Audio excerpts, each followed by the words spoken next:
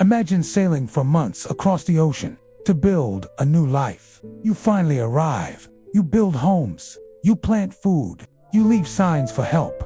Then, you vanish. No body, no battle scene, just empty houses. And one word carved into wood: CROATOAN. This is one of the most famous mysteries in American history, the lost colony of Roanoke. In the late 1500s, England wanted a foothold in the New World. The plan was to create a settlement that could survive, trade, and expand. Roanoke Island is off the coast of what is now North Carolina.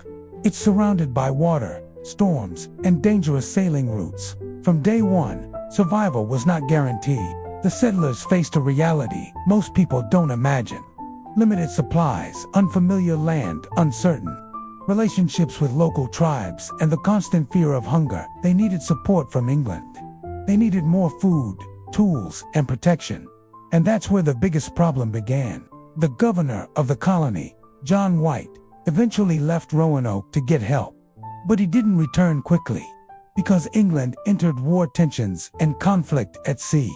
Ships were delayed. Priorities changed. Time kept passing. When John White finally returned, he expected desperate people, or at least signs of struggle. Instead, the settlement was empty, not destroyed like a battlefield, not burning, just abandoned. But there was one clear clue.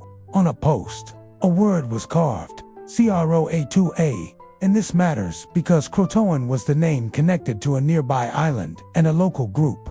It sounded like a message, a direction, a decision. The biggest question became, did they leave willingly, or were they forced? The most believable theory is simple: they moved to survive.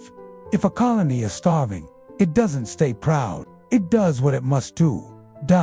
Joining local communities could mean food, shelter, knowledge of the land, safety from storms and sickness. And if they left CROATOAN, it may have been their way of saying, "We went there." Another theory: they planned to relocate to a safer place. Roanoke was risky. Storms, shallow waters, and isolation could destroy them. So they may have dismantled parts of the settlement and moved inland or to another island. That would explain why there wasn't a messy scene. There is also the darker possibility: conflict. In harsh conditions, relationships break, fear rises, mistakes happen. But the problem with this theory is, we don't have clear evidence of a massacre at the settlement. So if violence happened, it may have happened after they left Roanoke. So what do I believe? Most likely, the settlers moved in. The word CROATOAN was their final sign.